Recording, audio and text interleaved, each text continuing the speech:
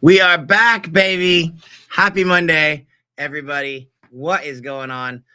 I would say the market has a case of the Mondays, but I'm not really sure. It's a little funky out there. But we got a huge week to get ready for. And I got our boy in the house. Let me see if I can get him up here in just a minute. Where he is at? Boom, there he is. There he What's up, is. man? What is up, everyone? What is up, Paper? How we doing? Doing good. How's the weekend, bud?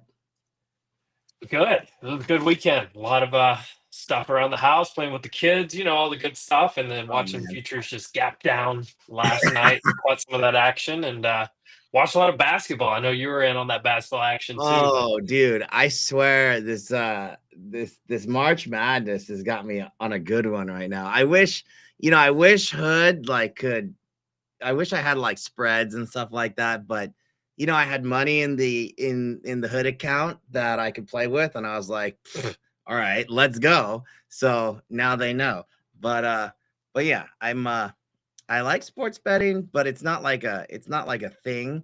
Although thankfully I do have, it's my partner, really. It's like I say I have a quant, right? My quant is here, but yeah, I got a business partner. He's like a professional sports bettor. So like anybody that thinks I'm just like gambling, well, if you saw the stuff on my Twitter, he's actually not guessing as much as you would think it is. What's up, Patrick? We are ready. Not sure my portfolio is. Yeah. How is the Dow green, dude? That's what happens when you have these gap days. It's good to have a rule set in general, right? It's good to have a rule set. We do have rule sets that would have told you, hey, we're gonna go bounce a little bit. We could actually bounce a little bit more, just letting you know. But we have a huge week ahead.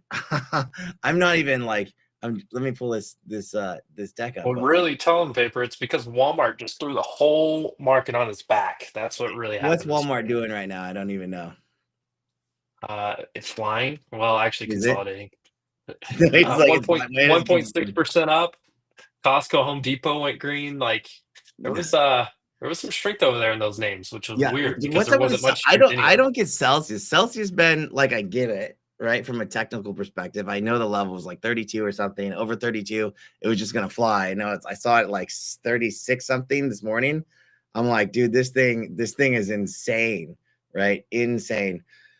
But yeah, if you had any red last week, hopefully you hung out with your boy doing some little sports betting, because you might have made it up actually if you played your cards right.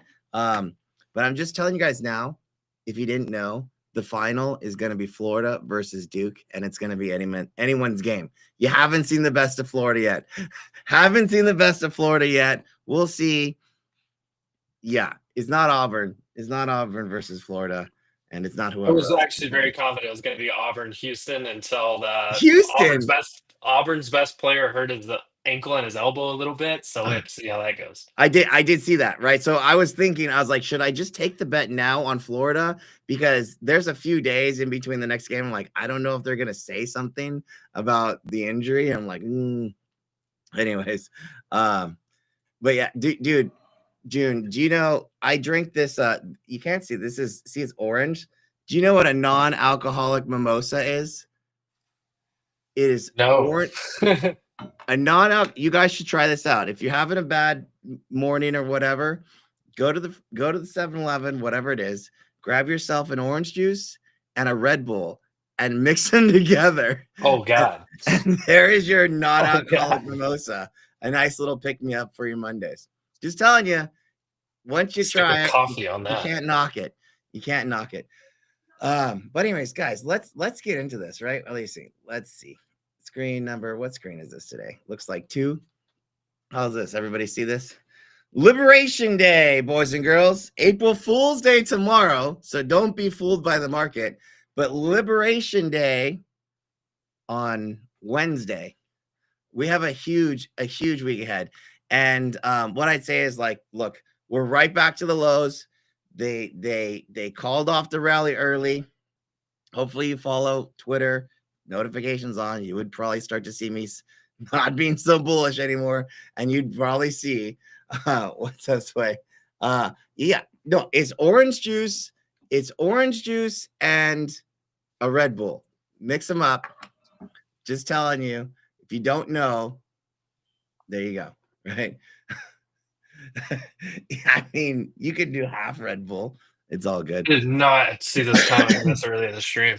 Yeah. Well, I ran out of coffee. That tells you what the market's doing today. The other truth is I ran out of coffee. I'm in the middle of a move right now, so like I'm moving houses, just so I can actually have with the kiddo. I want to be able to work at home a little bit more, but I need like a dedicated second house studio. So like I'm just moving down the street, but to a place that has like in-laws quarters, so I can turn that into like the whole second studio. So I'll still have this place, which I just built, but then I'll have another one. So yeah, it's and yeah, I saw a bunch of these. Like, we've been liberated from all our 2024 gains. Someone replied to the post today on Twitter. I'm like, sorry, X, right, of a meme. This is hilarious. Whoever this is, Daniel. Trump running away with your 2024 gains, me chasing after it. I mean, that's classic, right? But anyways, let's get on with it. We're working. All right, so recaps. This is just economic recap. There are some other headlines out there that are kind of cool, but actually, I think maybe Emperor, you guys can go over it if you want to talk about any of the headlines. Have at it, shoot it over. But in general, so tariffs will be more targeted than anticipated. Oddly enough, this is supposed to reduce the appetite for safety, but we're not really seeing that just yet. We've been talking about gold forever. This thing is just ripping now.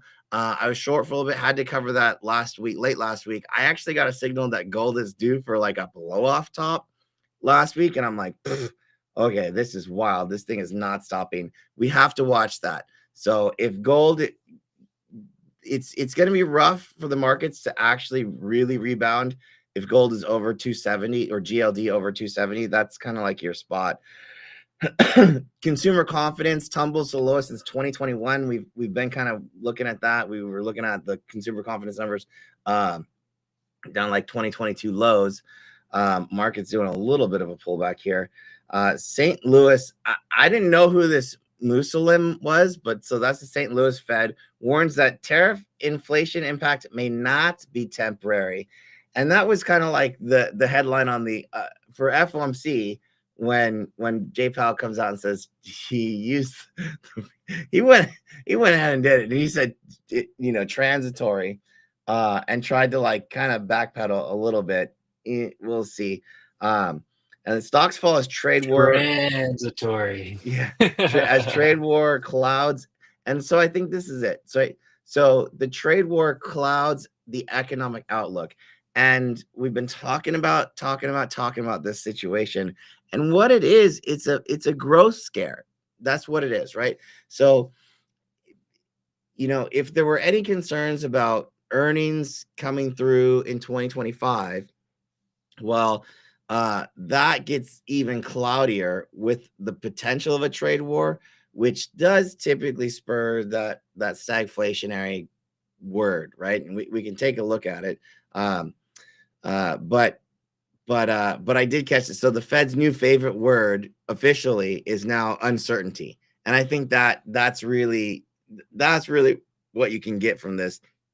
And it's like, even on quote unquote Liberation Day, do we have certainty or clarity? I don't really know, right? Because does anyone trust anything that comes out at this point? Yeah, so come that's out, walk where it I'm back, at. change it, come out again, walk it back, change it again. I mean, I don't. Yeah, so I think everybody's gonna be like you, the boy that cried wolf. Like, do we yeah, I really mean, believe you this time? my favorite thing is like, what's true, right? So what's true is that the market hates uncertainty, and you really don't get any more uncertain than the current state of affairs. I'll just tell you that. So that's where we are. Consumer income came in actually looks like slightly higher. 0.3 was should be point in parentheses. I believe I put expect or consensus coming in at 0.8 versus 0.9 prior. Spending is kind of better, but 0.4 versus 0.2 negative 0.2 prior. PCE, which is the Fed's favorite economic data point, that's actual. PCE is personal consumption expenditures.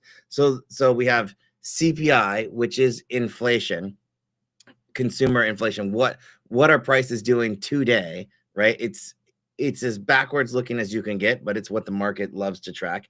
Then you have PPI, which is the producer inflation. What's the inflation rate that the producers are seeing today? But it's all led. Inflation is all about the velocity of money, and that is like how fast money's moving around or spending, right? And so why Fed really looks at PCE, because that's personal consumption expenditures. If the consumers are spending more, and I have a slide here later, I might be able to grab it on stagflation. If you guys don't know, I have a couple like recaps. If consumers are spending more, that's no good. That's not good for inflation. Actually, that would mean inflation goes up. So we don't want to see this going up.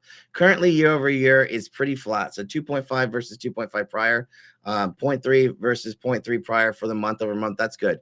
The core slightly higher. So that's not including food, energy, that kind of stuff.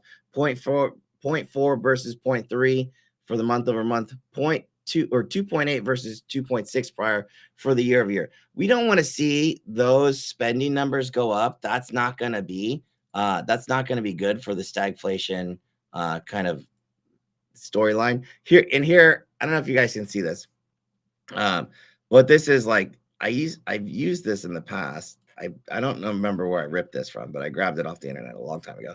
But I mean, so we're coming out of this accommodative money supply. But then when you get supply bottlenecks, that's trade war. That's exactly what's happening. How it affects the households. Consumers spend more while earning less. So we don't want to see spending going higher while earning stays the same. Does that make sense? That's stagflation. That's no good, right? Corporate revenues decline as consumer spending lows. So what we're not dealing with this unemployment situation, but GDP, and this is inflation 1.3. We're sitting at about 2, which would be good if we stayed there. We don't want inflation to if inflation starts to rise on us while consumer spending rises. So if consumer spending rises, then they're like, inflation's going to rise also. But if our earnings don't go up, that's all bad, right? And if we're not spending, then we don't have GDP, we don't have growth. So for sure, we're not in an unemployment situation. So I think this kind of voids the real stagflation thing. I don't think we're anywhere close to legit stagflation. But maybe is it a temporary like growth scare? I think yes, right? And this is the case study for stagflation. It is 1970s market. If you ever wanted to look back at that, that's what it would be. But anyways, it's really that, right? So like, does inflation start to increase because either A, spending or tariffs, right? So if prices go up and we still earn the same, that's not going to be good. And that's kind of where the market is worried about. And in the meantime, yeah, if there's a growth scare, that's not good at all. But what's weird is that, again, back to our seasonal chart. Yeah, Denny, who knows, man? Who knows? And this Celsius thing, some people were wondering. I think Celsius will outperform. Oh God. So Celsius is a weird one.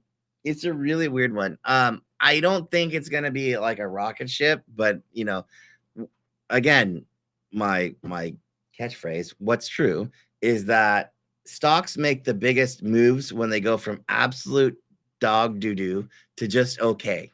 That's when they actually make the biggest moves. So Celsius is coming out of the doghouse, and they are Everything else is losing 200 days, and there goes Celsius reclaiming it. So it's technically in like the consumer staples arena. So like maybe, maybe, but at a certain point, yeah, growth will catch up. Whether or not that's this year or not, we don't know. That's what's in question, right? I don't think it's going to be next year, but maybe it would be like 2027 kind of situation. But this is where we are, right? And the reason I say I don't think it's gonna be next year, because this is a 4-year seasonal cycle. So the 4-year presidential cycle, this is the stock market. On average, so year 1 is usually okay.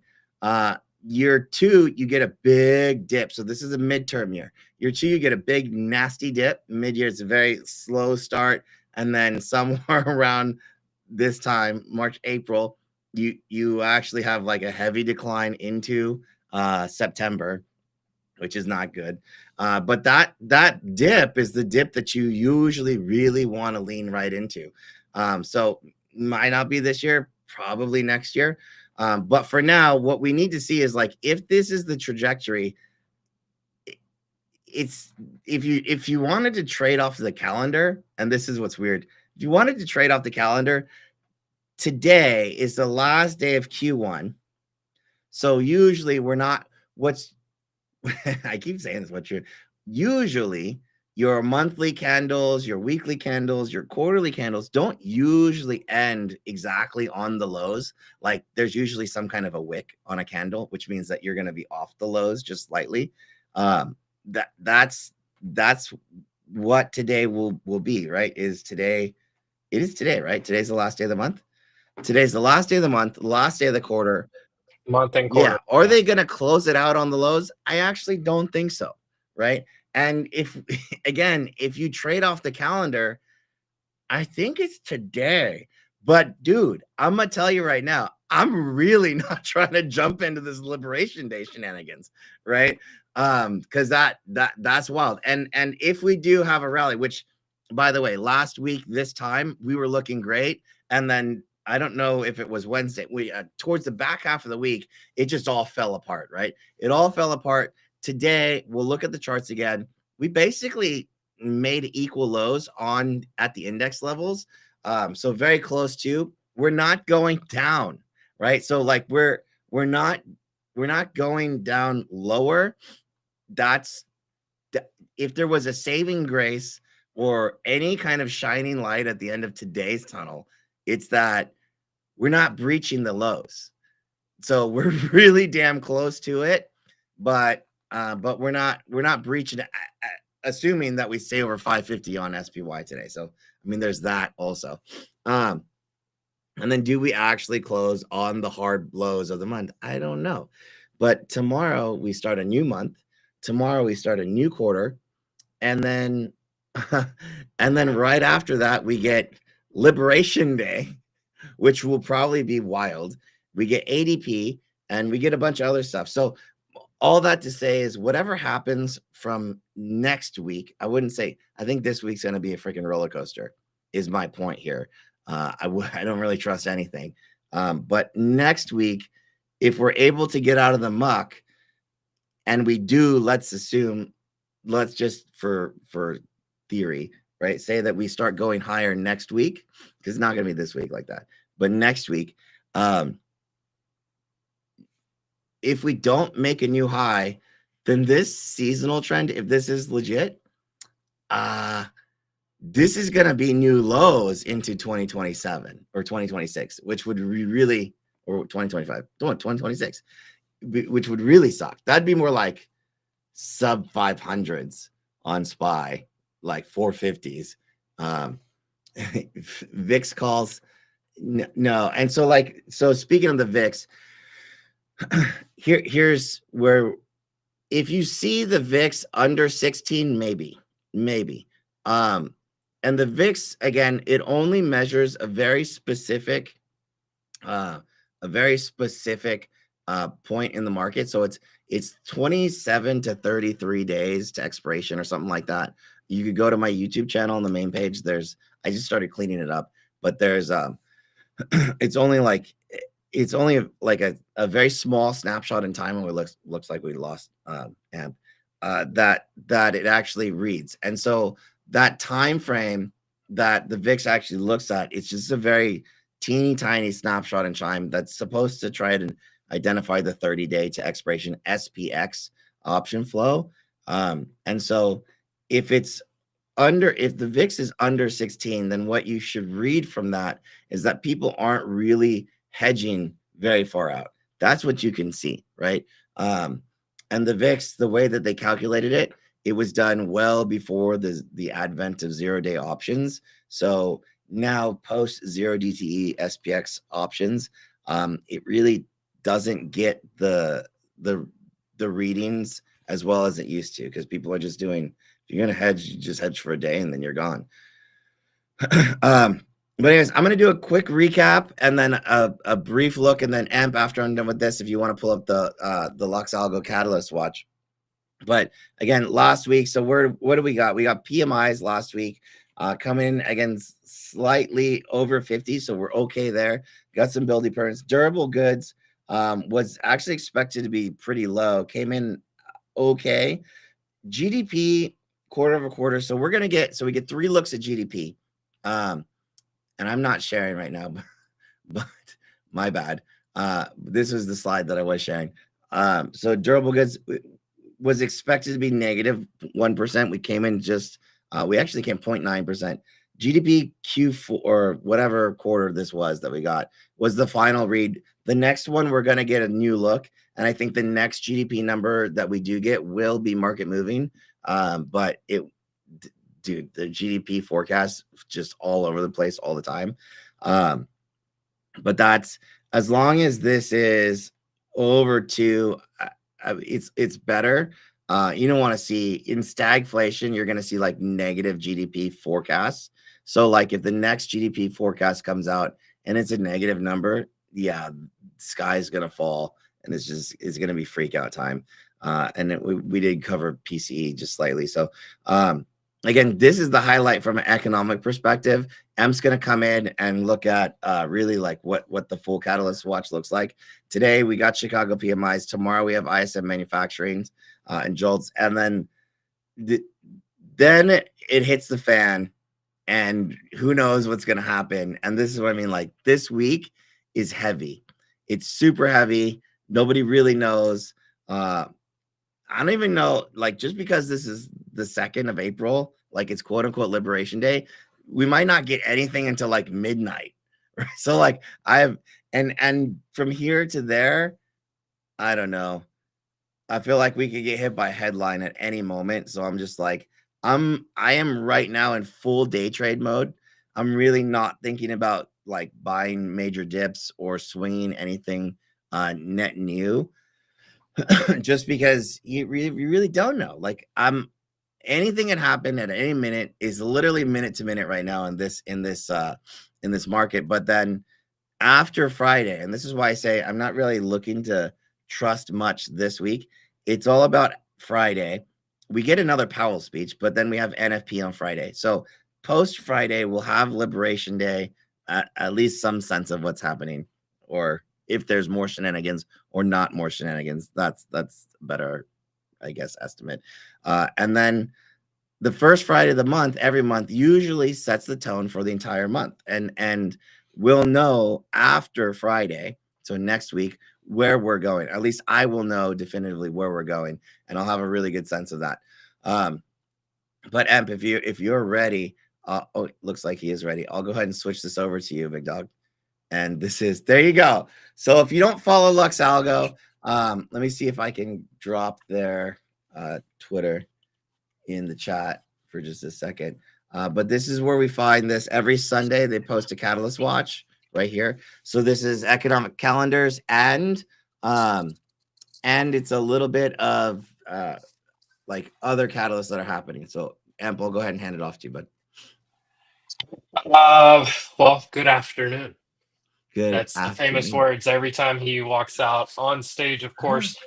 Great graphic, as always, from the Lux team over there. All hands on deck. There's so many things, and Paper just showed a bunch of these things, but so many things happening this week. Liberation Day on Wednesday. They start charging on Thursday. We get the jobs report on Friday. Who knows? I saw there was a comment from somebody about Tom Lee. Tom Lee saying, hey, basically his claim is if we get some certainty in all this uncertainty, maybe that's kind of his claim. So I read into it a little bit. That's his claim. But let's take a look what we know is on the dock for this week. This morning we did have the Chicago PMI. That was about it. This GRR ticker, GRRR, this ticker is reporting earnings today. I know some people have been trading that. I've heard it among some of the spaces lately. When we get into Tuesday here, we have a Fed speaker at 9 that's barking. Barking loves to bark and usually pull things back down. Some data in the morning to watch out for. Nothing too big. Like there's not many events and stuff going on this week. I think we got through a lot of those during the last few weeks with spring break going on. A lot of you saw Nvidia had theirs. You saw Robinhood had theirs. Several others. So there's not too many of those on the docket this week. We do have JOLTS job openings at 10 a.m. on Tuesday morning. So a little bit of a spicy chili right there. Wednesday, this is Liberation Day. So who knows what time of day, what happens, what the actual that's the schedule thing. is. Like I have no idea what time or any of that. I mean, does Trump play a solid 18 first and then hit the shower? And then do we see him? I think that's what he did this morning. Honestly, we haven't heard a single news. I think he just got off the course this morning. So we'll see what's going Yeah. on. It is, the lunch He's hour. only in 9 today. Not doing 18, man. No way. Yeah. But anyways, that's I mean, there's some other pieces of data in here. Another Fed speaker, Kugler, on Wednesday on the Liberation Day. Maybe you hear some comments. I'm not sure. Maybe they send Kugler a message and say, "Hey, go check this out." Thursday, more Fed speakers, of course. We do have the jobless claims. So paper was making a good case on the stagflation stuff. What we need to watch for as far as jobs, also spending, inflation. Which direction are all those going? If they start going different directions, that's where things get kind of concerning. ISM services PMI. So there's a little chilly beside this one. This one has been a spicy one that we've seen over the last couple months. So keep an eye on that. And then look how spicy this Friday is. The jobs report with all the unemployment stuff. We'll get all of that in the morning. If you've followed paper gains for any amount of time, you know how big the NFP non-farm payrolls data is each and every month, first Friday of every month. And then Powell, what does Powell say? And it is interesting. He's not only speaking after NFP, he's also speaking after Liberation Day. So what all does he say? That will be very, very very, very interesting. A couple more Fed speakers that day. A lot of Fed speak this week while all this is going on. So that's about all you have. Now, earnings wise, you notice there wasn't like anything on here. I'll pull up the month here real fast. We are just 2 weeks away, less than 2 weeks away from earnings season. All your big banks start kicking off Oh my next God. Friday, the Are we 11th. that close? Yeah, next Friday the 11th, and then Netflix and Taiwan Semi really kick off tech for me personally. So that's April 17th. So just over 2 weeks away. We're right back into earnings season, and then you see some of these names haven't fully confirmed yet, but you do see Tesla, Meta, Microsoft, Google down here that last week, or we'll call it the fourth week of April. So heads up on that. Definitely earnings season is around the corner. And what we're also going to have here is all of this past earnings season was, hey, we don't know what's happening with tariffs. Hey, sandbag our guidance. Hey, we don't know how to model this out. Now we're going to have tariffs Liberation Day happen. And then we get to hear from all these CEOs in 2 to 3 weeks as that picture develops. So there's going to be a lot of information that's going to hit us over the next 30 days, I think. And to Paper's point about uncertainty, I think this is where that uncertainty really comes back, maybe comes to a head, right? Maybe we finally get some type of directional awareness there. But that's where we're at. Two other quick notes. Redfin, I'm sorry, Rocket bought Redfin the other day. They bought Mr. Cooper today, which Rocket I thought Mortgage? was interesting. Rocket Mortgage bought Mr. Cooper, another big mortgage outfit today. I thought that was interesting. And then Newsmax IPO today. So we had the CoreWeave What one is last week. Newsmax, dude? Newsmax. Well, when you pull up your chart here in a minute, go to Inmax. First chart you look at. IPO today, I think $14 or something like that. Yeah. And It's absolutely flying. Well, I'll just give you a little spoiler alert on that. So, a couple of the other things that did happen this morning, and then, of course, late last week, CoreWeave. Whoa, what? Yeah, yeah. That's I was waiting on your reaction there. insane. But yeah, that's You should first open off, that chart. That's close this out. crazy. Lux Algo, shout out to the team over at Lux Algo. They do great work. Come for the memes, stay for the alpha. Great watch list each and every week. Go to Lux Algo at Lux Algo. It's easy over on X. They put this out every Sunday, and it's got a lot of times some of the little things that maybe not on your normal economic calendar. So, like your Nvidia events, your Robinhood events, even the smaller ones like Adobe Investor Day or whatever it is, they will do the research and have those on there for you. Especially if you are a swing trader, you're in certain names, you want to know, hey, is there some kind of conference going on? Is there a sell the news possibly coming up? Is there, a catalyst, something that could move this? You definitely want to know that. So check out Lux Algo on that. And with that, I'll throw it back over to you, Paper. You're looking at Newsmax. I've never heard of this thing. I am in shock right now. It just says An IPO that went well. Is that what shocks you, or the fact that it went up as much as no. it did? I'm just trying to figure out what this is. And it's like no longer selling shares. The offering is sold out. And I'm like, what the hell? I'm like, okay, real news, honest reporting. I mean, It's kind okay. of like a Look at this. 24/7 Look at news here's network. the stock, you guys. At $14. It's The sitting at 14 to open. $60. Yeah, it's 57 right now. It's got to be halted. And it looks Oh yeah, halted. I'm sure. But I'm sure it's probably run out of liquidity a couple times, limits. I've literally never heard of this. OTT I've heard of the over the company, top. definitely. You have?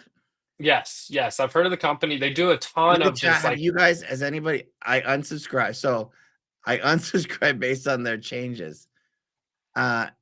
Is yeah. where Chris Como, okay. So Oh, it tries to be a 24/7 like news type of thing, and then yeah, they have kind of gone more mainstream recently as is they've it a got some of pro these bigger chat in news there, but network? it they used to be they were kind of neutral at first, just kind of report everything everywhere, and now they're starting. I think the money's starting to flow in, so they start to get a little bit more slants. But we'll see. Yeah, and I used to watch Newsmax just because it was pretty much unbiased, and it shows things like they'll live stream some of these like random speeches or events happening around the country. So I don't know. I just thought that was interesting because it did IPO today and absolutely fly. Yeah, look at that. Yeah, halted 8 times today. I'm over here like fidget clips. I legit have never heard of this before. Raymond says this is News Nation. I've heard of News Nation. Is it News Nation? I've heard of News Nation too. Actually, the new NVIDIA. Newsmax. No, I But don't know yeah, about that. I've just seen Newsmax around just random places. Sometimes they're live on this exact app here. I've seen them on YouTube streams a lot. That's the only place I don't even know if they're on like linear TV. I've only seen them like in digital stuff, but I've never looked any further. I'll just say that's wild. That's why it's up again. It's up again. This thing, I don't think this thing can trade more than a couple seconds at a time. So just beware. The moment that this thing starts trading, literally, you might have 10 seconds to get in or out. There's no way. And do not do market orders because this looks illiquid as hell. Good God. Honestly, I thought the other story was more interesting. Oh, Kuma went to News Nation. That's what Raymond's saying. Now, I thought the other story was pretty interesting though, because we did see Rocket Mortgage that's been absolutely beaten up, and in that area, with mortgages and stuff, they purchased Redfin, which is kind of like Zillow, and then now that was like 2-3 weeks ago, and then now they've turned around and basically bought out Mr. Cooper, which is another big mortgage entity. So honestly, that's the bigger story to me to keep an eye on, as Rocket continues to expand their umbrella there. Yeah, I mean that's A a lot of cool cash burn though. acquisition for sure. This is an interesting comment. Aren't the technicals kind of vanished given the current fundamentals macro?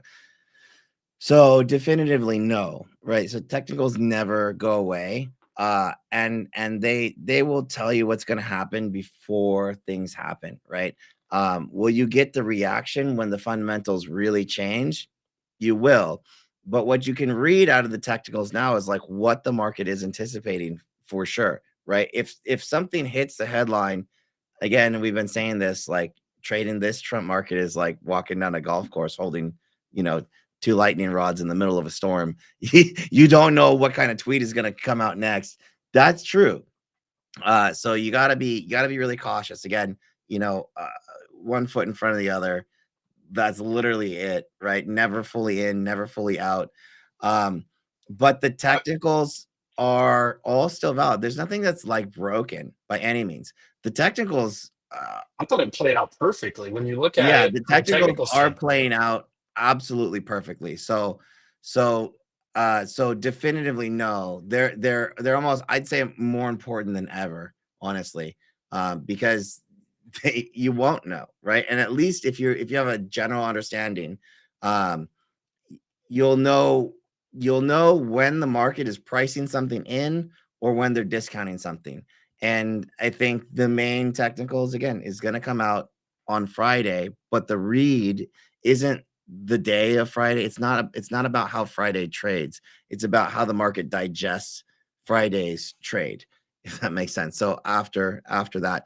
But yeah, if you're worried about technicals, don't. But if you really want to get deep into technical analysis, if you don't know what TA stands for, the T in TA stands for tarot. And this is the moment in the show where we go meet with our good friend, Miss Cleo, and bring in the tarot reading of the week.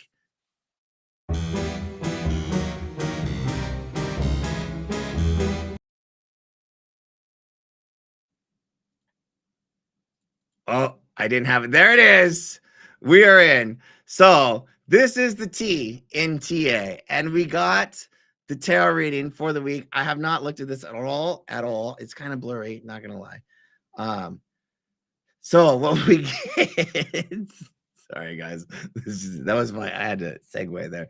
What we get is a theme card for the week on the top, and then for every day of the week we have Monday, Tuesday, Wednesday, Thursday, Friday, and I just skipped over.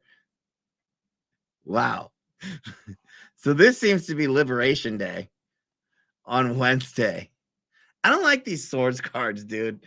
No, they and on Liberation Day, how does that That's the time out? 7 of Swords. I think Miss Cleo pulled that one off the bottom of the deck. She's been I holding that mean, one. dude, you makes you wonder, right? I'm just saying, that does not look like a good card. I don't know. Oh, this is a 6. She needs to get a new deck here, man. Her cards are faded. So it looks kind of dark here for a minute. If I do say so. So okay, so today, look at that, right? I mean, this is what I'm saying. She does pretty damn good. Today looks like, when they have these yellow cards, I'm always like, this is the gold theme. Have you seen gold today? I mean, all-time high. Is this the blow off top? Yeah. Yeah, I think so. That's the same question we've had for like, I don't know, I 2 think months. I listen. I thought it was toppy, but this is like midday. So you got to see gold. It's really got to come a lot lower to be completely fair. Have you But seen oil today? no, I haven't. We'll take a look at it. But let's get through. Miss Cleo puts a lot of work into this. So let's give her a little respect here. Let's read it out. Right. So we got the 9 of coins or pentacles, whatever you want to call that. That's a lot of yellow. Queen of Cups. Is this silver? No, I don't know. Queen of Cups. I don't remember what this one is. This looks gross. 7 of Swords. And then I think this one is like we're out, begging in the town square, seeing if we can get anything. And then by Friday, this is the Star. That looks a little bit better. So to me, this reads as a roller coaster, like for the century. Is So that a naked person on there? it, well, I mean, You're just completely like you've lost the shirt off your back at this oh, point. is that what you're saying? Oh, and now you found like a puddle of water to go replenish yourself at? I mean, Yeah, maybe. the new I beginning. don't remember the star. No, so it was the sun. The sun is bad because like you've flown too close to the sun, and like and then you come crashing down. I do know that one. But I don't know, man. This Wednesday thing is standing out at me. So let's see what See she what she has to say. says. So here's the theme card. So the theme card is the Page of Swords. All right, Miss Cleo. Let's lock in, right? So like aces, the page tend to try new things. However, they tend to run out of steam earlier in the process. This means that there's a high chance of mean reversion this week. Well, if we were down, then mean reversion would be up. Okay. This one brings a ton of historical data to prove it, both as a daily card and as a theme card. Swords cut and can be relentless. Oh God. This means someone may get hurt pretty badly. Since we were red last week, it could be the Bears that get the knife. I don't know. It's the end of the month and end of the quarter, which we were just talking about. Anything goes. I think this is, if you're really wondering where I'm at right now, I have fully shifted to day trade mode. I don't think it's a smart idea to be doing any kind of swings right now until we're out of the woods here. If I didn't say that already, I'm saying it again. Today, so Monday, 10 of Pentacles. We closed last week with the 5 and now draw the 10. This was it a 10? I don't know. This could mean we finished that day's work. It doesn't mean that we get the same size move, though. We may close red, perhaps in the form of a double bottom. We opened red in the form of a double bottom. We'll take a look at the charts in a little bit, or retest, but I don't expect major blood. So far, so good, right?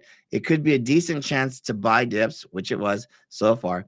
That is, if we get the reversal, the theme card predicts. Well, okay, so the theme card predicted a reversal, and I mean, she did pretty good so far. Today is a reversal day. Open red, maybe.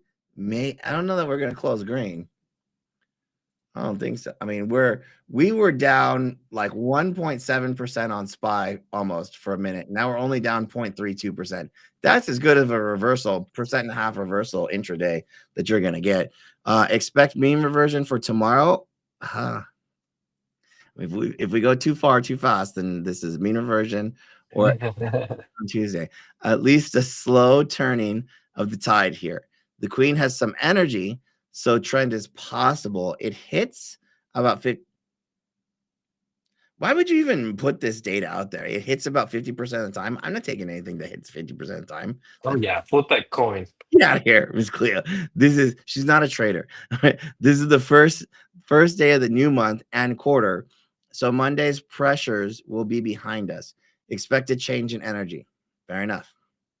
All right. So So she's thinking rebalance at the end of the day, pressure to the upside, shorts covering, and then they're back tomorrow. 50%, 50-50. Possibly. All right. So Liberation Day, Wednesday, the 8 of Swords. We're feeling we're feeling bound and helpless. Unable to free ourselves from the trap of victimhood. What is that feeling? The victimhood trap?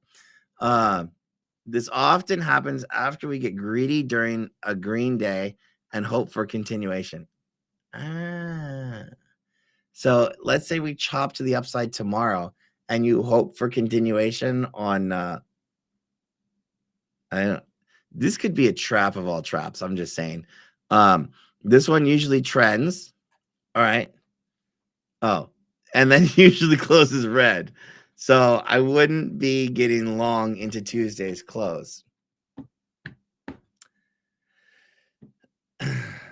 We should see a bit of relief after lunch. I mean, so she's calling it right here. She's calling a death blow for Liberation Day. I don't know if she's right or wrong.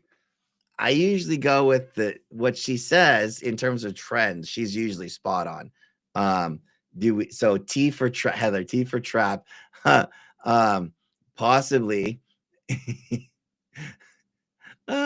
Yeah, it was T for tarot. T for tarot. But yeah, maybe we grind higher Tuesday and then start to fade it. I would see a fade in Tuesday afternoon for sure in the cards. And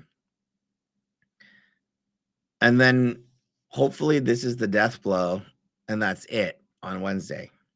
Maybe. Let's see what the rest of the week says. So Thursday's the 6 of Cups. 8 to 6 could be the start of an unwinding, but it's hard to say. So it's still not get long on Wednesday because the Queen interrupted our 10. I do think that if the 10 represents a bottom, how would the 10 be a bottom? No, sorry. That would be today. That's a top. It's not a bottom. It's a top right now. The 8, or unless she's counting from the open, the 8 and 6 could pull us out of the mud. We're doing that. Yeah. Okay. That means Wednesday would have to beat the odds and reverse to positive. So if Wednesday, so she's already backtracking Wednesdays like death blow. This is what I'm saying. That means that Wednesday would have to beat the odds and reverse to positive. It's unlikely, but you never know.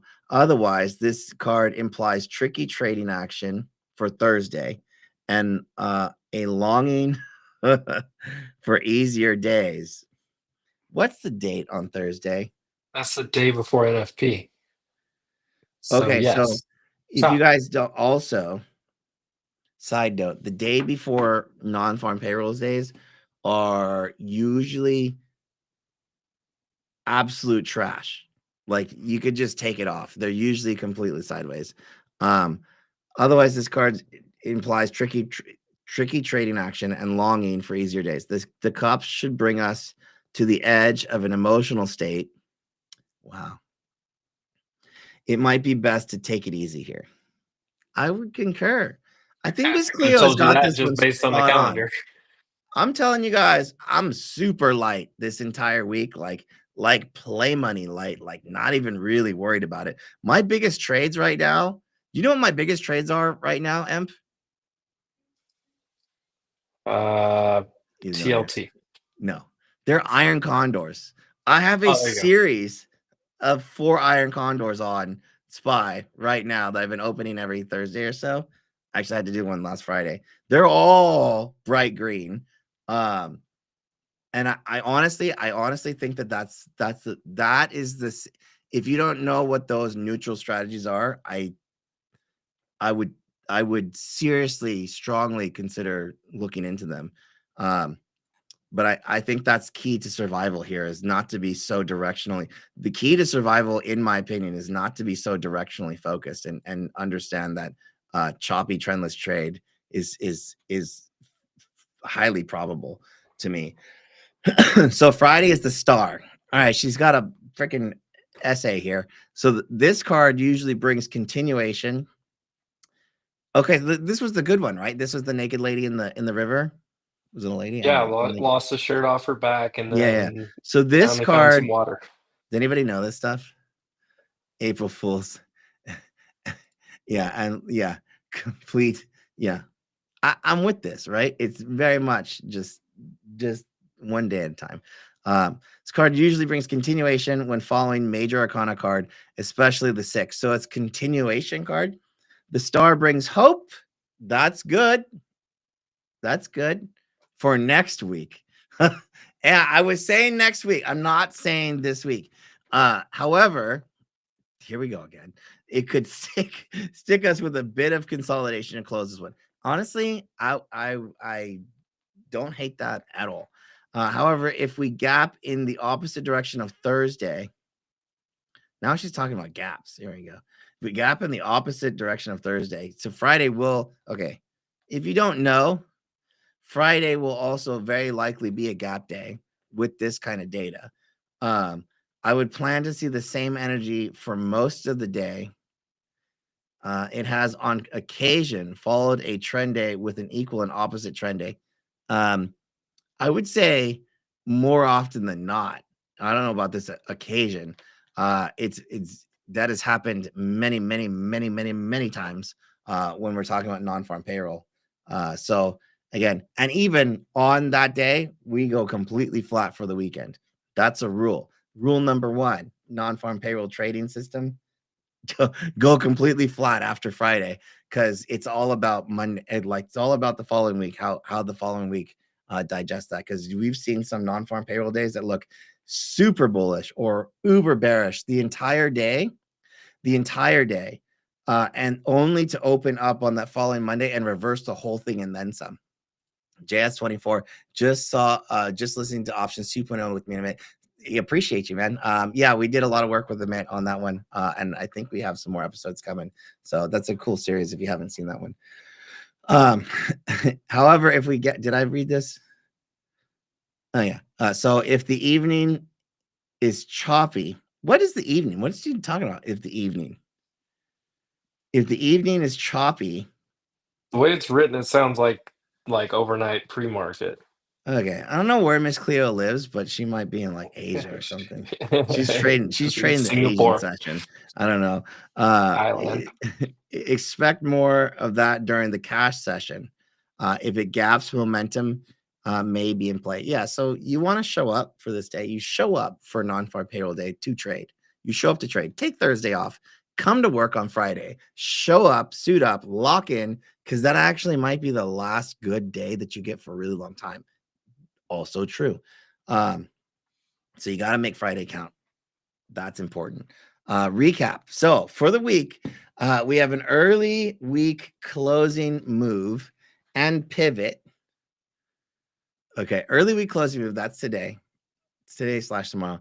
And pivot, followed by possible trend days and a high chance of Friday chop. I think Wednesday sounds like, I think there's all like front loaded here. Like, we're closing move today, and then maybe Tuesday into Wednesday is trendy, and I think Thursday, Friday, potential chop. There you go, Catherine. So the star is all about enlightenment. I like that. So the star is all about enlightenment. The bird is the conscious mind. Whoa.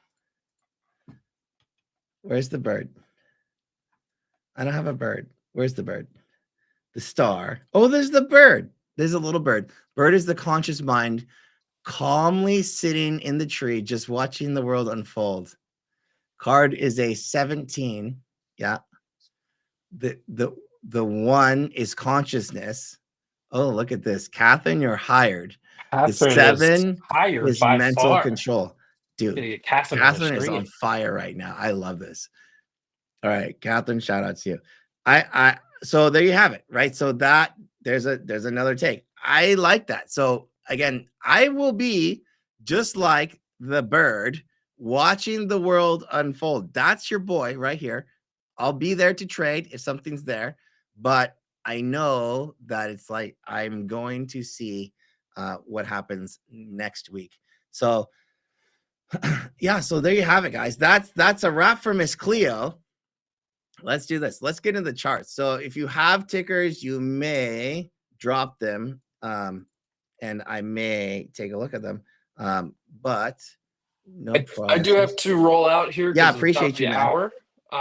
But Paper, I know you're going to hit this, but I would say if you just look at what happens, we go to the 200-day on SPY. We fell it. Anybody that was short and swung short, they're all closing out this morning. So this bounce makes perfect sense to me in the big picture of things. And I appreciate you having me every week right here. Shout out. Appreciate you, dude. Love you, man. Late. All right. So here we go. So I'm trying to open this. Sorry, I'm getting a little bit of lag. I don't know what is going on to my indexes.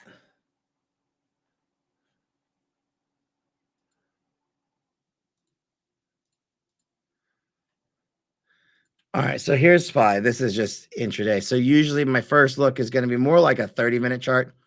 Just so you guys know, I'm gonna I have NFP levels on my on my charts that, and I do use a Lux algo price action concepts lately. So, but I'm gonna hide a lot of this other stuff really quick and just take this down to what we were talking about from an NFP perspective. So this is on a 30-minute chart. This is July 2024 NFP low. So right now, and September. So right now, where the market's currently trading at, you can look at this as like the market is pricing us in at about September or July of 2024. That's where we're priced right now.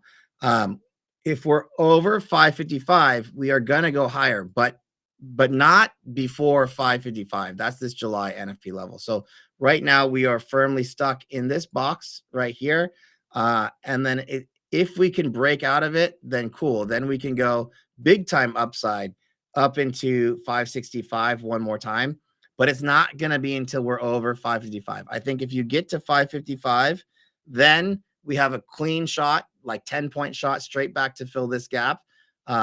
One more time up to 555. But when I was talking earlier, and I'm going to take this down, about that equal low, so we're very close. So if this was the last low right here, the low before the last low happens to be basically where we were today, very, very close.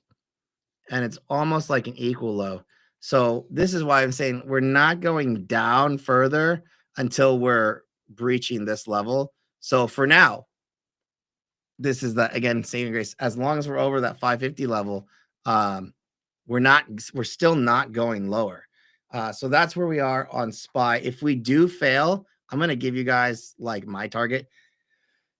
If we do fail that 550 level in strength, it's a very quick shot into the 530s, 535 area, potentially down to 530, but not yet, right? And then from then it gets a little bit choppy. And it's really not until you get to like 500s where we start to fill some actual fair values. I'll just look at this really quick at the daily scale. This is where we lost it earlier, that blue line. This was like, okay, this was that first, we're going to call this like a break of structure. So the first point where we lost that initial trend line, it's not like give it up, but we have to hold 575, and we lost that over here. And then we actually came back. I really wanted to see, I was on with Amit, I think Tuesday morning, and I was like, we're about halfway there from this low. We're about halfway there. I wanted to see this get retested, and the best case scenario would have been to come back here and then hold and potentially go sideways. That is not what happened. We just rejected that 575 area, like with with vengeance. But again, we're still not really breaking down. This orange box, this is an average weekly range. So like an average weekly range to the downside does take us to the 520s.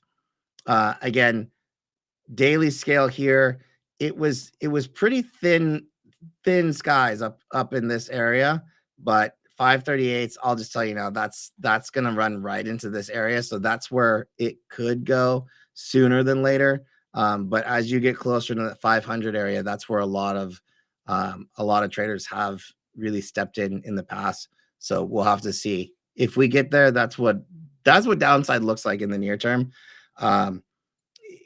It's a bit ways. That's like another 10%. So we don't want to see that. That would be all bad. But we have to get over 555. If we can get over 555 and hold it at whatever point, that's going to be ideal. For now, this sub 540 area is going to be your major support. But again, if we look at the weekly, here's where it was. Last week, we were looking at this and we were saying, I'm going to move this blue line up to 2 weeks ago. This was 567. So this was the weekly candle looking last week here. For the beginning of the week, we were over this prior week's high. This was 567. And I said, as long as we're over that high, we were fine. We didn't get there. We didn't hold it. So we actually lost that area. This is Monday, Tuesday. Wednesday we came in to retest it, and then Thursday we lost it, and we went all the way back Friday, and then finished that move today. So from a weekly count, where does that put us? It gives us an outside week last week, which is really, this is like price discovery mode. So meaning, so an outside week, does everybody know what outside week is? It's basically if I were to take that last week's high and low, it's a new high, it's a higher high, and it's a higher low on a weekly scale. So what we have is a little bit of a broadening formation from this point forward. And you can just kind of take this here and run that. And you can start to see this is the broadening formation, these two white lines. So as we get in and you drill down a little bit closer, a little bit lower, you'll start to see this form. And this is, I mean, this is where we are. So we're kind of toying with the ends of this piece. It doesn't mean, like, what could happen is that this can just like chop that way. That's not good. That's not what we want to see. But it is probably one of the hardest, difficult setups to really trade. So again, why I would be extremely cautious out there right now, it is very much this. Again, from an upside perspective, if this is the low of the week, and the average week's range to the upside literally just brings us to where we were last Wednesday. So not out of the weeds by any means. I think this is a setup for more neutral strategies, as long as we're holding that call it 540, 550 level, and assume that is support. That has to hold. If we lose 550, this is no good, right? And Krishna, so I'll tell you, I'm opening 45-day to expiration, give or take, condors at 20 deltas. My condor, and with the VIX this high, my condors are, this last one I opened was a 585 call sold and a 530 put sold. So I have, it's for 5.9 expiration. So I have this entire box for me to make money. So even if SPY makes an average week's range to the downside, I'm gonna make money for sure on the call side, but it's probably gonna get a little bouncy, and I'll have a heads up before this actually happens. So and until then, I actually have a handful of these, like just like this, that are all kind of printing right now. So that's what my trades look like, and it's all good, right? But you can see why neutral strategies in this environment might be key to survival. So I would just be very cautious there if you're taking those directional things. I'll take a look here at a couple of things. So one, before I get into it, gold is crucial. So gold, huge gap up, 2 in a row, well, 3 in a row, gap up, gap up, gap up. So 3 white soldiers, if you will. Hang on.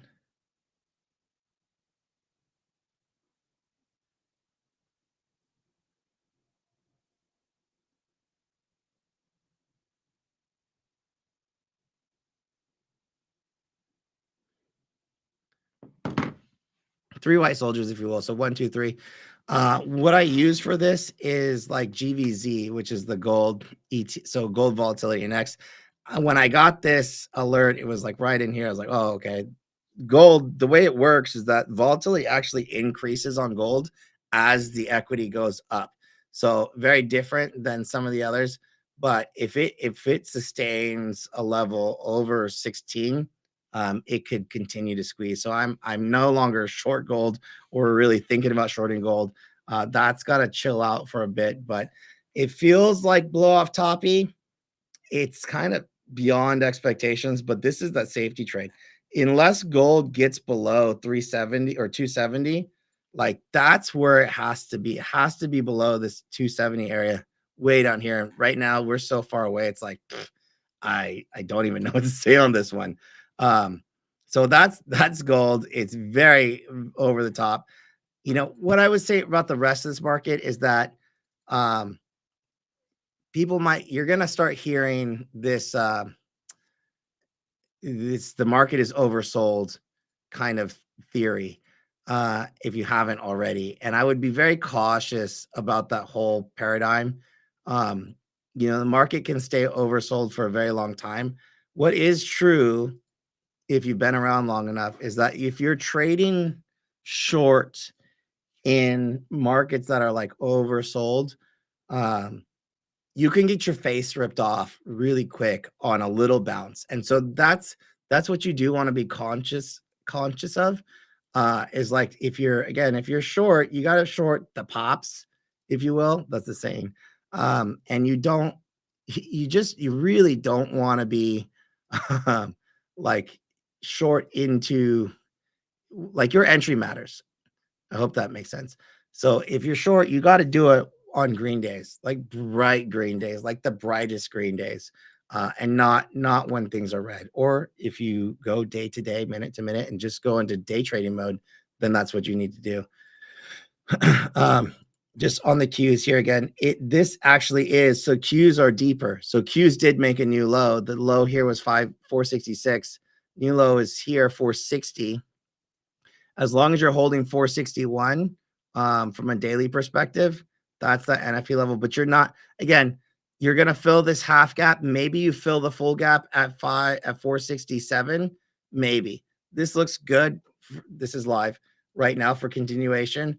But you really have to hold 565, spot 74 all day for the rest of the week, really, to continue to stay bullish. So let's say you fill the rest of this market, this inefficiency in the market, up to 467 between today and tomorrow. That's fine. You're going to get a little bit of a pullback. You got to hold 465 in order to even think that we're going back up. And if you do, then the probability of another big bounce, but only to 480, is very much in the cards. And this is a quick and dirty bounce. Again, why I'm saying, look, this is day trade mode 100%, is because when it gets to 480, if you were to ask me if that will hold, or will that act like a massive rejection spot once again at the 20-day, because that's what that'll be. I don't know. Like, we won't know until we get there, but that's where the 20-day simple moving average is going to be. So again, what I would say is, if we're over 560, call it 66 just to be safer. Over 566, closing above for a few days, but maybe hitting your head on the ceiling, like it is likely to go to 480 in very short order. I mean, very short order. But when we get to 480, does it hold? I don't know, right? I really don't know. But this is that kind of broad information that we're looking at right now on the Qs. Dan, Ethereum is the best, but I don't know about that. But let's go up to the top, and I'll do a couple here. So someone wants Celsius. All right, so I'll take a look at Celsius. And if you haven't dropped the tickers already, sorry, I'm gonna call it. I'll timestamp it, but then we'll come back and I'll do Technical Tuesday with our friend Amit. If somebody has his YouTube, go ahead and drop it, and I will highlight it at the end. But here's weekly count on Celsius. 32 was my level where I was saying, hey, look, this is where it has to get over. Like, if it's gonna be somewhat alive, it's very bouncy into here. You're right into this prior area where it was, and I could even bring it, let's say here, this is a whippy kind of ticker. So you're right into here, right where they sold it, or did they buy it, or right here, and all this overhead resistance now. What I would say is, this is not one where I would really be trying to press along. Look at this, sell pressure, sell pressure, sell pressure, sell pressure. You got a lot of overhead resistance. Best case scenario would be a pullback like this and a hold. I think the last time I talked about Celsius, I talked about it being like a longer term recovery. I'm going to hold steady on that. Whereas, like, as long as this doesn't ever see really below 25 again, I think you're good, but you have to have a very long, I think a long time horizon here. That's just my opinion. I could be wrong. Hopefully, if you're super long Celsius, hopefully I'm wrong. But yes, this looks like a rounded bottom. I just very hesitant. The next level it would go to would be right into here, into this 48. So if you want to trade, if you want to be a trader, that's where you're looking for the next resistance level in that 48 area. But it's got to get a little bit higher before that's really in the cards. Like it's got to get through this resistance. So the next tradable level to me is between 40 and 48, just because you're clear of this supply, overhead supply here. Or if it can hold, I mean, I guess if it holds right now, that would be one shot here. Take, like, stop it there. I don't know. This level is, you have to have a stop at like 33, maybe 33, just below today's low. That would be ideal. Otherwise, if this loses that 33, you are going back down to 20 to 25s, which I think it would hold. I think it'll hold if it does get back there again and then base out. But I think this whole thing might, you might not like it, but it is what it is, might play out as like a very like long recovery process, which isn't really bad. Like if you're thinking about it like a long time thing. I mean, look at this snow, looked really good for a while. So this is, I would just cautious of like, does this is what snow looked like, right? Coming in. Celsius happens to be over the 200-day.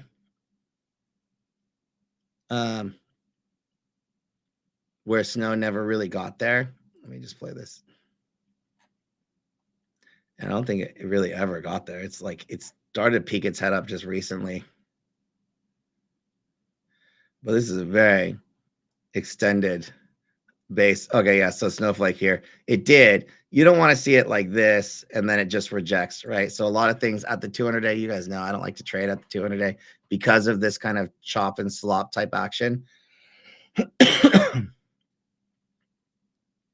Yeah, it was looking very basey, pretty strong, gonna break that 200, and it didn't actually, and we're still back below it. What's another one? Anyways, I think Roku might be somewhere along that line. Yeah, like Roku, multi-year base. I don't want to see this out of Celsius, but I do think after you have this type of a market failure, it takes this amount of time to recover from these kind of scenarios. So like I honestly,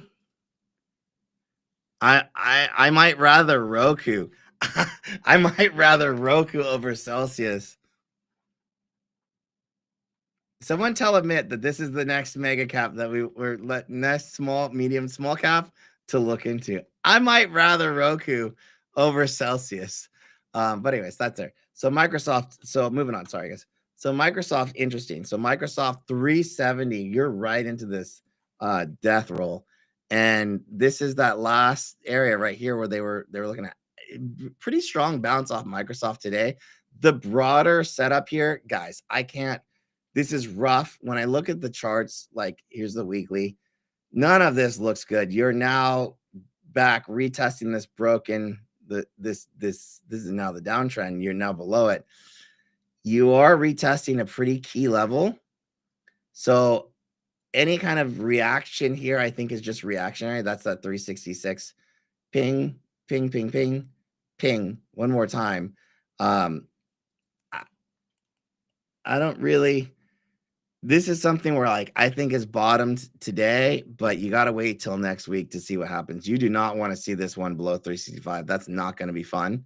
Or 360 on Microsoft. You see sub 360 on Microsoft was 360, 290. It's this level. You see that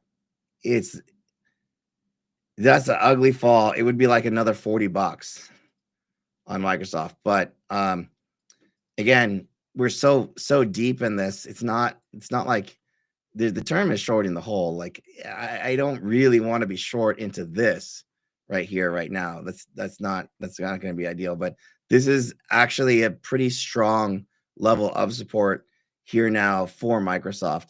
But like I said, if we don't hold that 360 level, you're going to see like the 330s, potentially, sub 320s with the VIX if something like this happens, it's going to overshoot my level. So if my level would normally be 330, if the VIX would be at like 30 and we would be overshooting, I'd probably get closer to like a 290 in that case, unfortunately.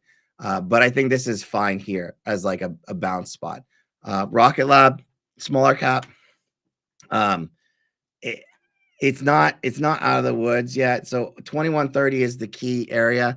It just kind of hit that 20-day simple moving average. This is this white line up here. It's probably pretty dim.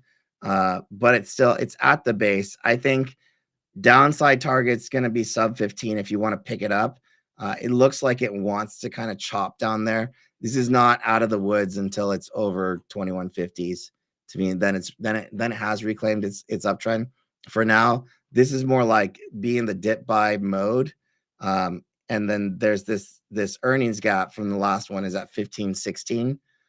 So that's available. It's going to line up to your 200-day simple moving average. But again, if something like that is happening, if you were long hood like me, when shit was hitting the fan, it just got ridiculous. It got to my level, but it kept going lower and lower and lower. Just wait till the end of the day when you see something like that happen.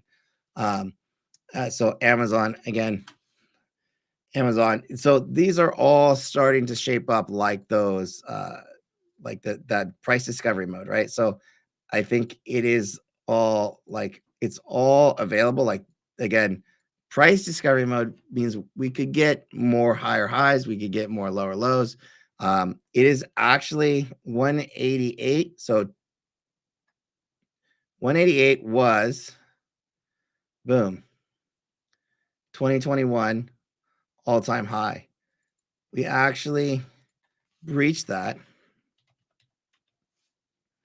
That's a good area. The thing is, I could go back to Tesla and say, like, hey, when we were at this point, what happened, right?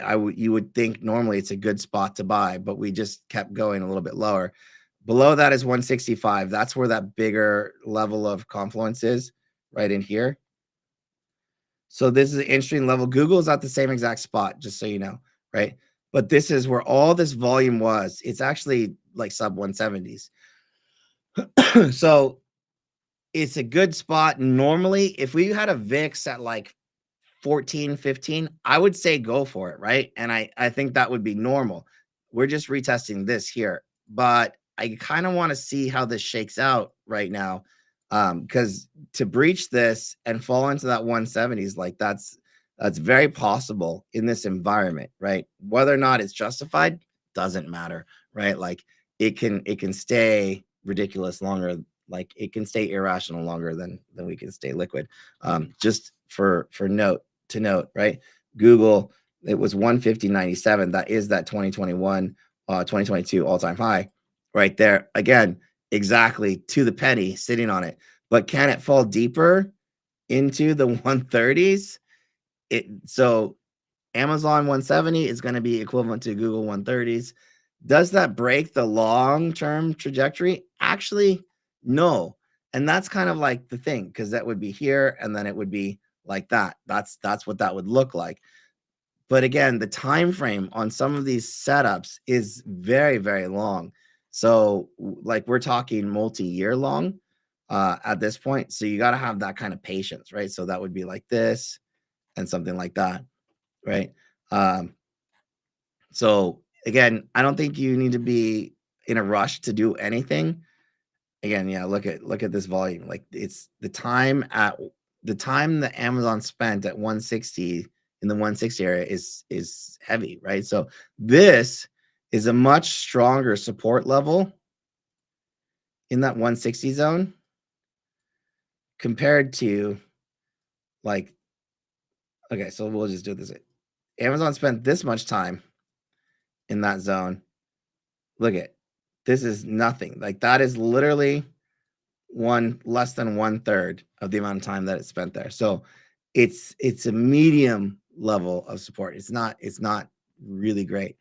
Reddit RDGT. Yeah, no, this is a low float. This is gonna be a wild one. You're gonna have that gap, that earnings gap. is at 80. Looks like it's heading there. I think you wait for this to fall. If you're trading this for a bounce, I wouldn't, because the spreads on options are pretty wild.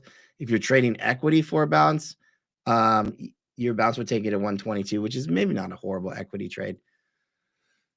All right, so Broadcom, Michael, just knifing 1, 2, 3, 4, 5 right into this area.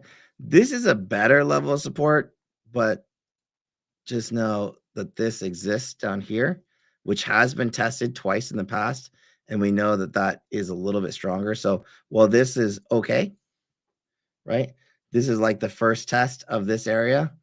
It might bounce and come back and get tested again. So, but I would say this doesn't look horrible. I'm not a Broadcom fan. I never have been, but I think for a near-term bounce, maybe a day trade tomorrow if it's over today's high, for sure. But your upside is only 180. This chart's going to tell me 185. I would definitively cut it before 180, more like 177. Because if you do get a bounce, it's like this, like maybe here. Normally you might say up to here, but that's what happened to me if I was looking at SPY before it comes down again. Because if you take this long here, and unless you know how to sell, if you're type of trader or investor that doesn't know how to, if you can't find the sell button, you might get a better price on this later, or it might be better to wait till it's well over that 190 level to know that it's like out of the weeds. Axon, I mean, this is smaller cap. Axon's like body cameras. I don't think this is going to be interesting at all. I think this is just sideways for a while. I would leave this be or just own it. But know that could really come down. This is a high multiple. So it's like, if there's a growth scare in the market, you don't really want to be here. I don't know that I would want to be short it just yet. Not off today. Maybe closer to 550. But yeah, I think that's a no touch. IBM. No, IBM's coming down, man. It came down. It's been coming down. The way that it trades, though, it comes down really slow. Very heavy top wick on IBM's daily candle so far today. Very heavy top wick. And this is that whole volume shelf up here that is holding. I mean, this is 1-2 days below. So 1-2 days below. This is oh no. This does not look like a long. I don't think that they're going to hang out in IBM for safety, even though it's technically safe for safety tech because it's so old and it pays that dividend. But the dividend, by the way, is not even that great anymore percentage wise. The dividend now is 2.7%. If you're talking IBM at $100, it's like 4 or 5%. Look at this. But yeah, it's not. It's hugging that 20-day simple moving average below it. It's hugging below. I'll just bring this up to higher visibility. So it's hugging this white line tag again this morning. So that's IBM for you. It is firmly consolidating below that 20-day. It has not been able to get and hold above. Like it might have a day above or might spike up too, like regularly. But it's been rejecting 1, 2, 3, 4, 5 times, and now below this pretty key level, or on that key level. It's a tough one. There's a big gap down there, but I don't know. It's not an easy one to trade at all. Not easy to trade. Carvana, I mean, if used car prices go up, they'll probably start making some money if we do get that inflation piece. But you know, this is squeezy setup. Again, it's hugging that 200. Rough. Spoos, we already did SPY. I'm gonna call it with 2 SoFi and then Hood, and we'll be right. SoFi right on the 200. Man, right back to 11. So daily, let's go to weekly on SoFi. So SoFi, this was the breakout before. This is such a tough one. So I'm a big Hoodie fan, mind you. I do recognize that Hood needs, in the current environment, he needs crypto to do well. I don't think crypto is going to do well. And also needs the general market to do well. And I don't know if the general market's going to do well, but longer term, I do like it. This is coming in to retest some of these like key levels. It really needed to get back and hold over 13. Otherwise, I don't know that I want to be buying dips here. I think that SoFi can do well in its own right long term, but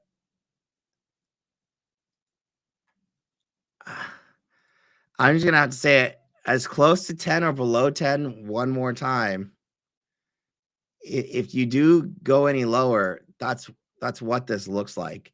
You're gonna have earnings coming on the 5th of May. We know how SoFi does. It's like 20 for 20 now on the good old beat and skeets. But so you might get a little bit of a run up mid-April into this May move. So as close to 10 for now as you can. If not here, you're probably okay. And then that pop though, you have to sell into it because it doesn't hold on the earnings move. And then Hood, and then I'm calling it. So Hoodie, I don't actually think it's done to do great here. So I'll be honest with you guys. It is what it is. It had to hold that 45 level. That was super important. It's not holding it. So for now, you're back at this prior breakdown. This is weekly chart. Weekly breakdown way over here. And that first week of trade was up to 41.37. 41.37. It down to 33.25. That was Hood's initial first week of trade.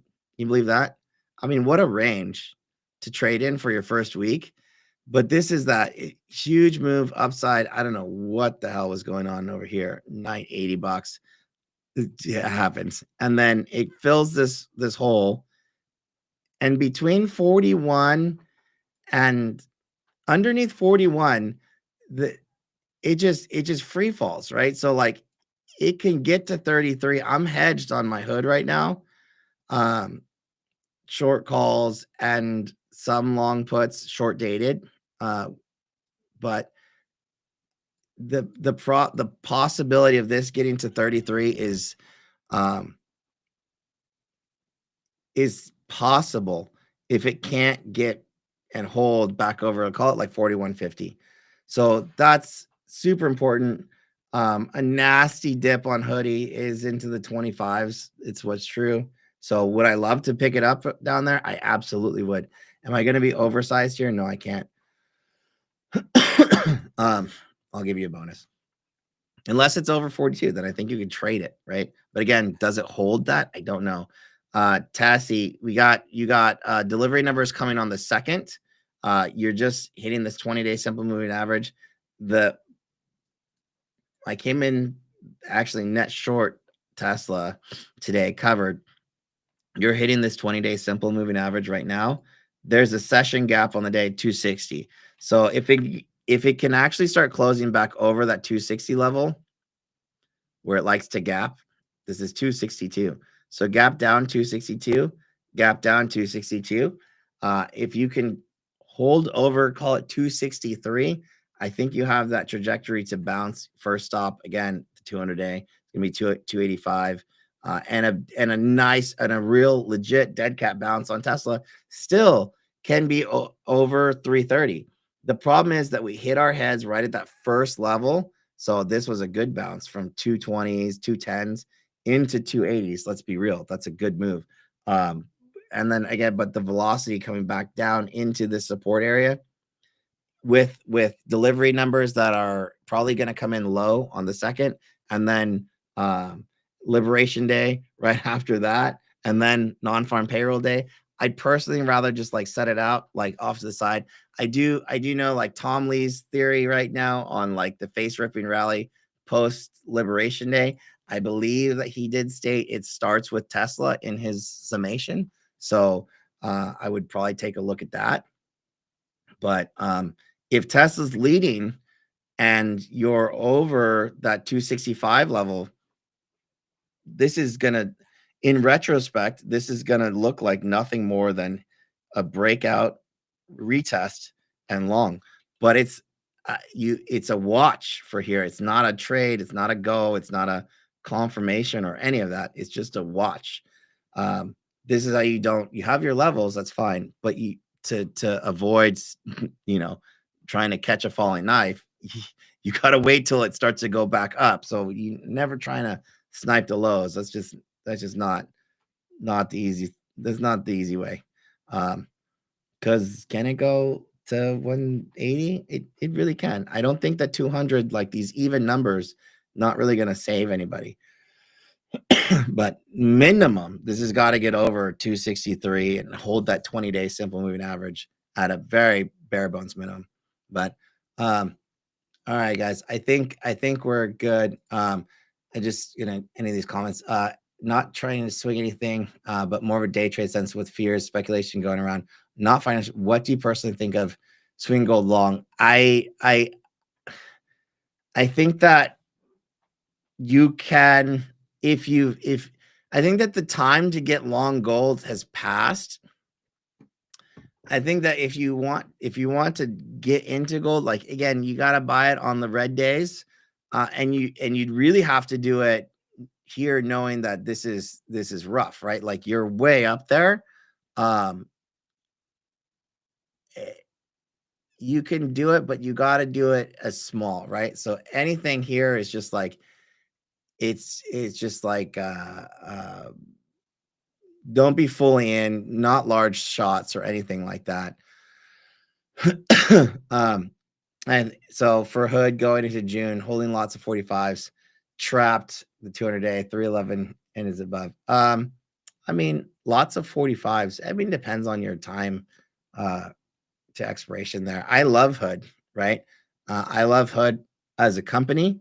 I mean, just look at my Twitter profile. You see nothing but like Hood. But I'm a realist and I'm a technician, so I can look at the charts and I can say this is an ugly setup for Hood on the daily time frame. But it's got to hold this level. It's definitively. So we're coming in to test this last area here. So here's the thing, right? We got right back to that 44 area right in here. And when we gapped through that 20-day and we closed over, and I'm like, okay, at this point I know, all right, we're going back up. But where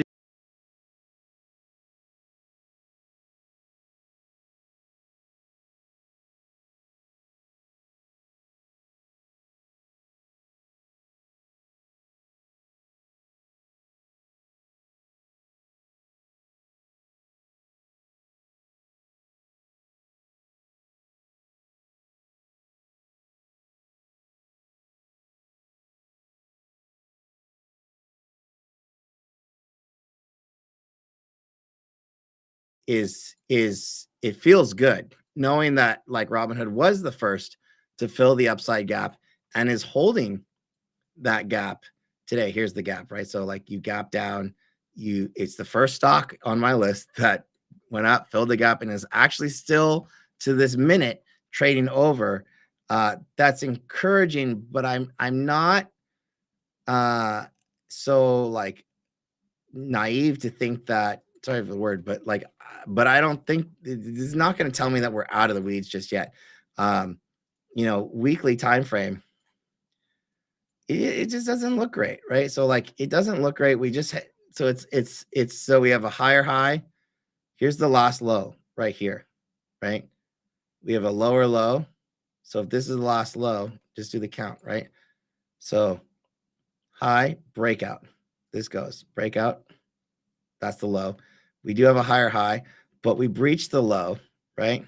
Here's the low. We make a lower high. We breach the low again, and we make another lower high. So like it's not from a weekly count. It's not looking good. Can that change like in a day? Oh yeah, right. It totally can. But I have to be realistic. Where like I want to be able to buy the dip, if that makes sense, right? I want to be able to buy the dip, so I need the cash at the ready, right? Higher high, and this is the problem, right? So we've come from making many higher highs and higher lows. It's been a great run.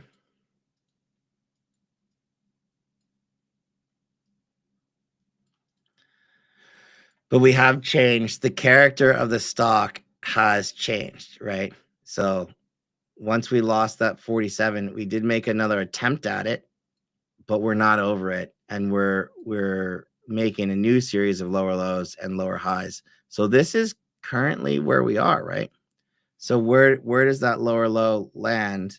You know, why I said it could be really ugly, because that's the last series of breakouts is down in here, in this 25 area. So I don't know that it's going to go there. Like, good God, if it got there, would that be stupid to me? To me, yeah, it would be.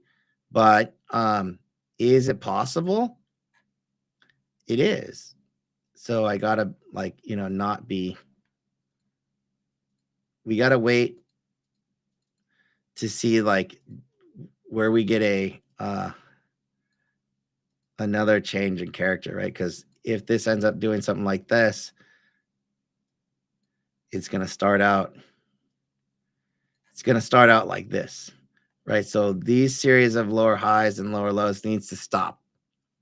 It needs to stop right now, and then we'll get a new high. And then on that second higher low, this is the buy, the real buy, the big buy. It's not going to be knife like catch. I won't know that. But until then, just hang tight, because it could be a choppy ride. I sold some 38 puts for like $5 the other, like a few weeks ago, and I still have some of those. I took some down, but I still have them on for April.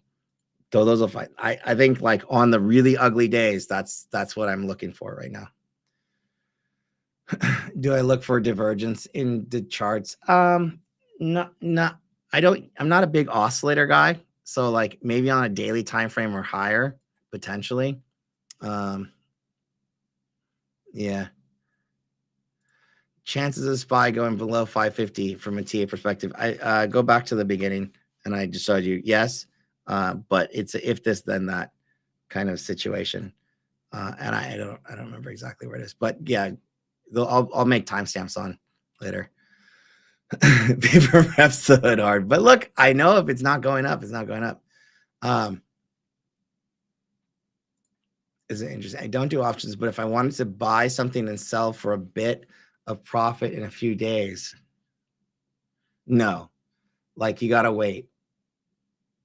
Just wait.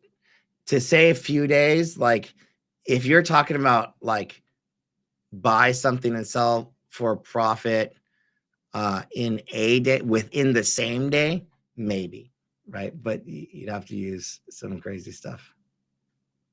Am I on mute? What are you guys talking about? You guys, bunch of app requests. No, it does not look. It's a lower high. This is like this whole thing is a lower high below support. You're below the 20-day. It's yet another lower high, but it's not a lower low. So this is consolidation. So you have a trading range. trading range on Apple. Remember, Apple is the last general to fall, nothing more, nothing less. Has she fallen? TBD, right?